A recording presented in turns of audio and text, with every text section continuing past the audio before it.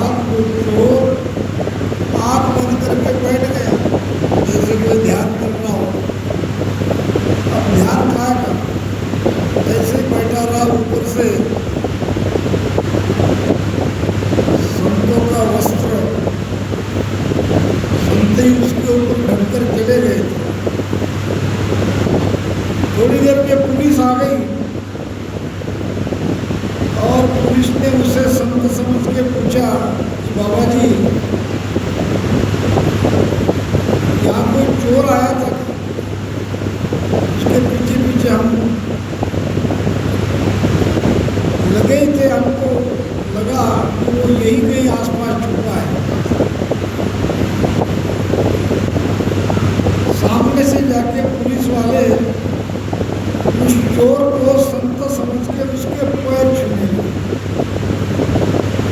दर्शन किया और पूछा महाराज एक चोर को ढूंढते ढूंढते हम आए हैं, आप बता सकते हो वो चोर कहाँ है? चोर की आंखों में आंसू की धारा बहने लगी। चोर कहने लगा आपने मेरे पैर को छूकर उस चोर को हमेशा के लिए मार डाला, अब आप जिंदगी में उसे कभी ढूंढ नहीं सकते। संतों के संग का प्रभाव है। आप बाबा के सानिध्य में 6-6, 7-7 घंटे का भजन सुमिरन कर रहे हैं। हमें तो बाबा जी एक बात की दिक्कत आती है, बात करते हैं उधर जाकर, और तो सब ठीक है मगर यहाँ मौका नहीं मिल रहा इधर उधर जाने का। हम महाराष्ट्र वाले कैसे संगत भी होती है तो थोड़ी मौज भी होती है, यहाँ ऐसे बन जाते हैं, समय नहीं, इधर से निकले गुजरते हैं। बहुत अच्छी बात है, ऐसे महापुरुष का संग आपको मिल रहा है, आप दुर्भागी हो। बिल्कुल है, बड़ा बड़ा कठिन है। आज सत्संग बहुत हो रही है, लाइव भी है और रामदारे भी कई है, प्रवचन करने वाले भी कई है, लेकिन जो चीज आज है वो बाप जी के सानिध्य में हम और आपको मिल रही है, वो कहीं नहीं है। ये मौका जाने मत दो। कितने आगे के लिए विचार है, एक हमारी बच्चियाँ, हमारे बच्चे तैयार हो रहे हैं, उनकी ये धारा चलती रहनी चाहिए।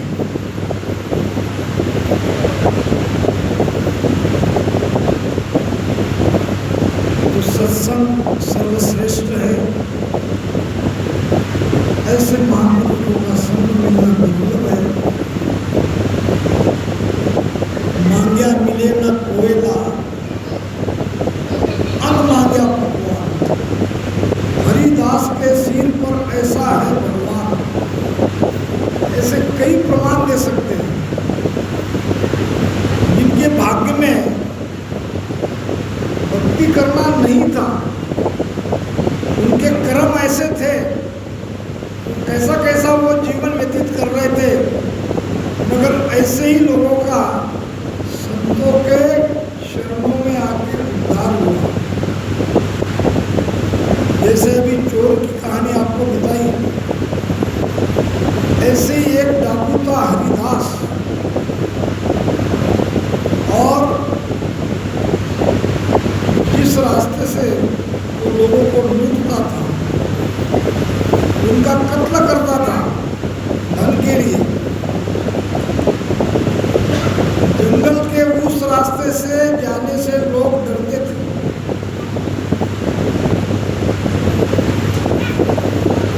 एक दिन उस डाकू का भाग्योदय हो गया, उदय हो गया भाग्य में। गोरक्षनाथ जी महाराज उस रास्ते से जा रहे थे, गाँव वालों ने मना किया, आप उस रास्ते से मत जाइए, डाकू है, निर्दयी है। लेकिन संत कहाँ डरने वाले हैं? जो भी है, अगर उसके हाथ में ही मेरी मौत लिखी है तो कौन बचा सकता है? निकल गए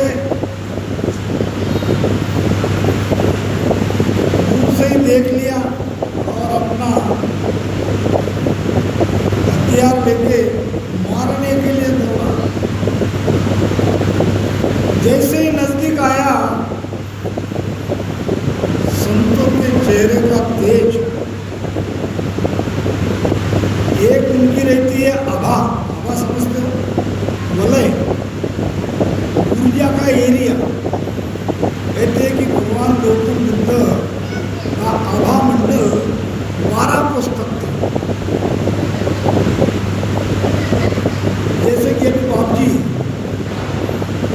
मान लो जितने आजू बाजू में जीव है वो खींचे जाते हैं, वैसे भी राम भजन के प्रताप से जीव खींचे जाते ही है। ये बात अलग है कि हम हॉल में सत्संग कर रहे हैं, क्योंकि हमारी अपनी कोई मजबूरी नहीं थी। लेकिन अगर ये खुला रहता, ये ज्ञान लोगों तक जाता, ये वचन महाराज के लोगों के कान तक जाते, तो जरूर जीव खींच जाते। संतों का अपना एक ऊर्जा का क्षेत्र रहता है। ऐसा भगवान गौतम बुद्ध का चारों तरफ से 12 कोस के जो भी जीव उस रेंज में आ जाते थे वो खींचे चले आते थे। एक ऐसा प्रभाव रहता है, शस्त्र मारने के लिए उन पर हाथ किया और उनका चेहरे का तेज देख ही वो शस्त्र वैसे के वैसे नीचे जमीन पे गिर गए। क्या हुआ? आज क्यों मेरे हाथ इस तरह से किसी को बिना मारे खाली रह गए? डाकू था, फिर भी सोचने लगा जरूर कोई बात है। देखा तो गोरक्षनाथ जी मुस्कुरा रहे थे और उनकी मुस्कुराहट देखकर संतों की आंखों में एक प्रकार की चमक रही थी, खींचने की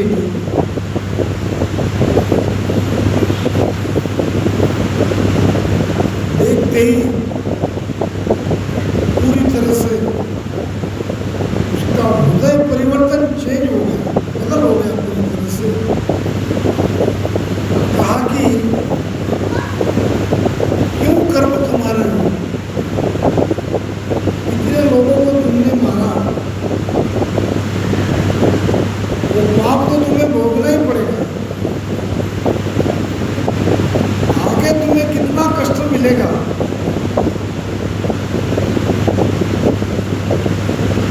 पैर में गिर गया, कृपा करो मुझे इस पाप से बचाओ, उठो। उनके सिर पे हाथ रख के कहा कि मुझे वचन दो, आज से तुम ये पाप नहीं करोगे।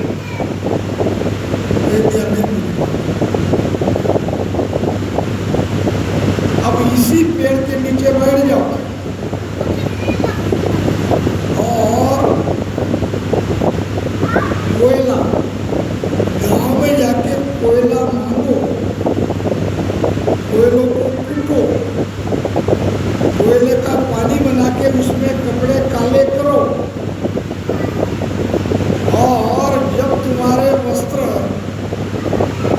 स्वच्छ हो जाएंगे उस दिन समझना तुम्हारे पाप सारे खत्म हो गए। गोरक्षनाथ जी चले गए, डाकू हरिदास कुछ देर के लिए तो अचंभित हो गया, क्या करें।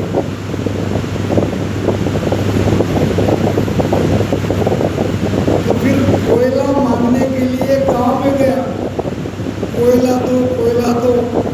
डाकू को गांव में आते ही सब लोगों ने अपने दरवाजे बंद कर दिए। सभी माताएं अपने अपने बच्चों को खींच के घर में बंद करने लगी, डाकू आया है, क्या पता कोयले का बहाना होगा, मार डालेगा। आजू बाजू के सारे गांव में वो गया, किसी ने कोयला नहीं दिया। अब खाना पानी देने की तो बात ही अलग। बड़ा निराश, बड़ा दुखी होके वापस उसी पेड़ पे आके बैठ गया।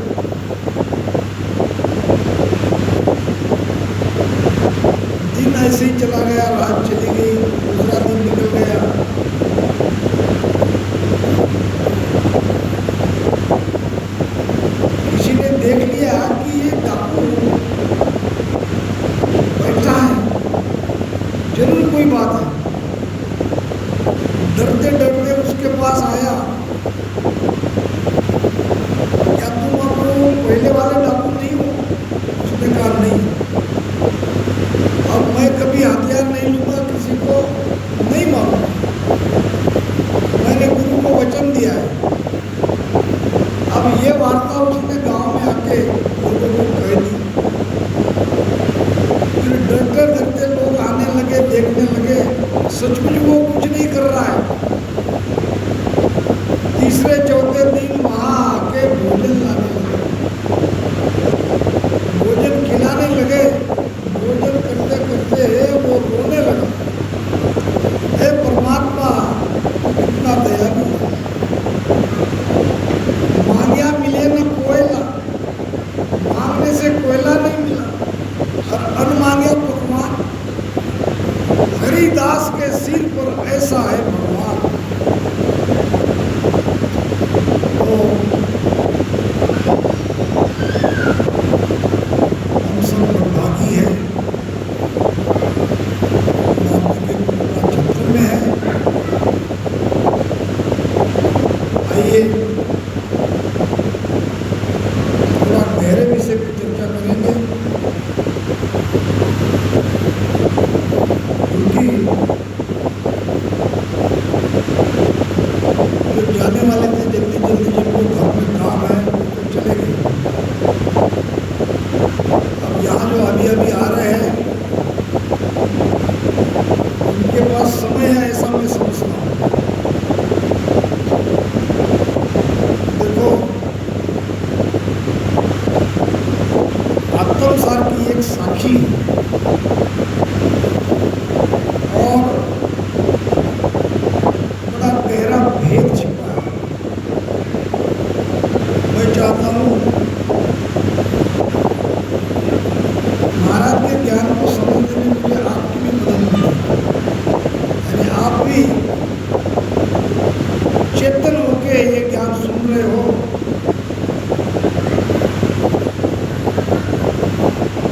तो महाराज का भाव क्या है,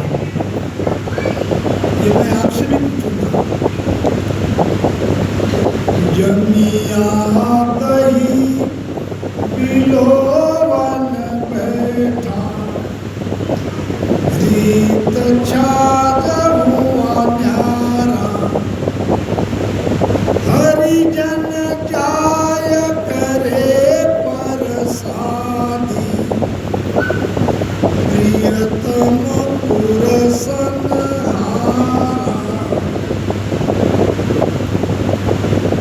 बाहर की क्रिया सभी को मालूम है। दूध से दही और दही का मंथन करने से मक्खन और छाछ निकलता है,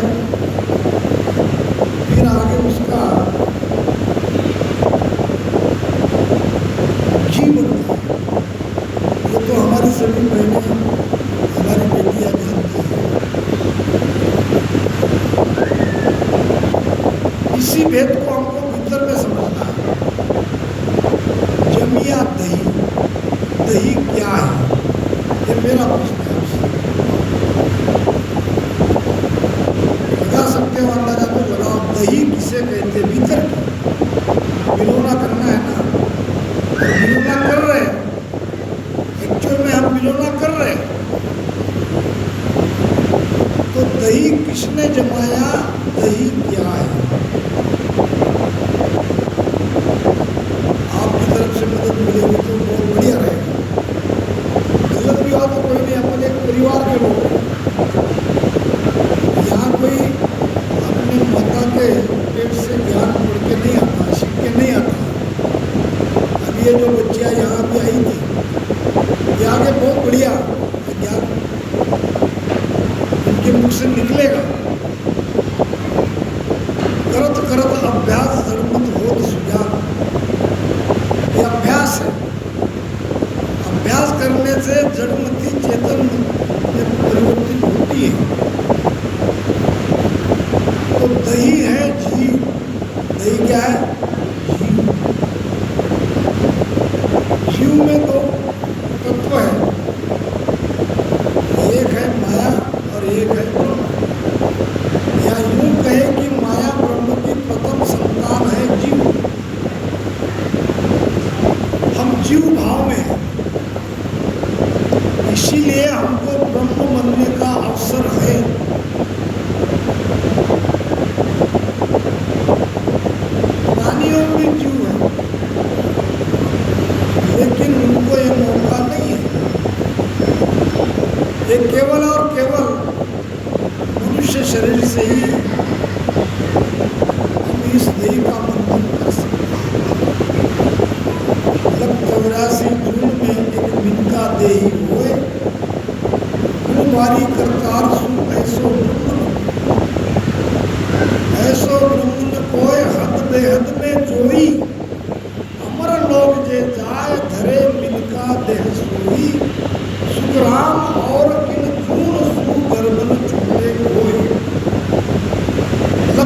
84 जून में इनका देही।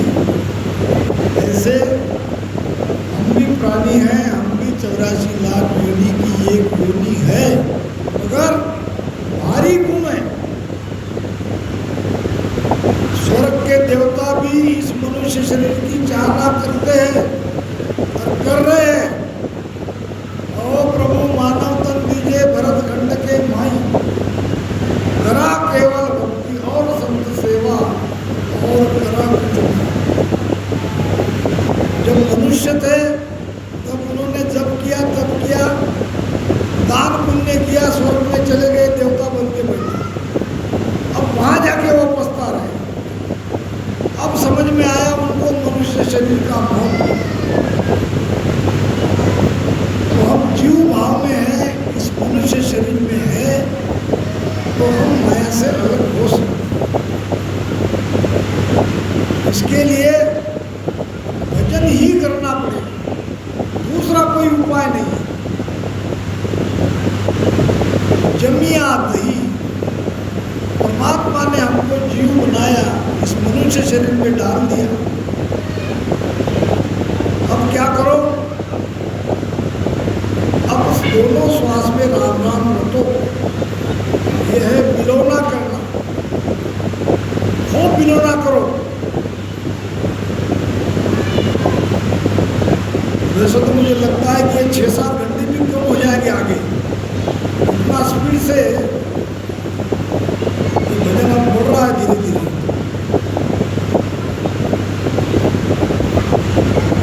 अब ये विलोना करने से क्या हो रहा है? घृत छाज हुआ न्यारा। छाज यानी आसार, छाज यानी माया, घृत यानी घी, सार। दोनों जो इकट्ठे थे भजन करने से ये अलग हो गए। हरिजन जाए करे प्रसादी, भजन करने वाला ये सब हरिजन है। हरिजन किसे का है? हरि किसे कहते हैं? जो सभी दुखों का हरण करता है वो है हरि।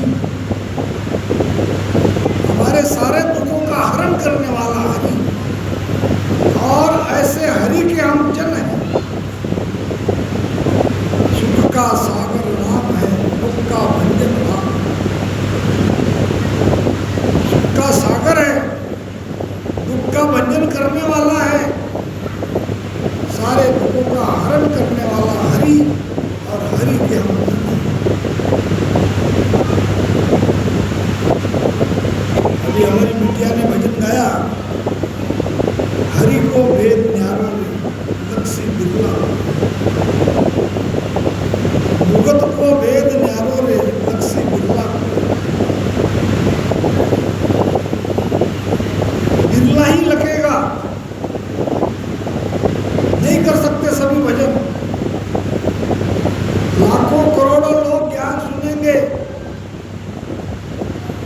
तो कुछ हजार लोगों के समझ में आएगा। कुछ हजार लोगों के समझ में बात आएगी तो उसमें 1500 भजन में उतरेंगे। इतना आसान नहीं है, उसके लिए भी पहली वाली कमाई चाहिए।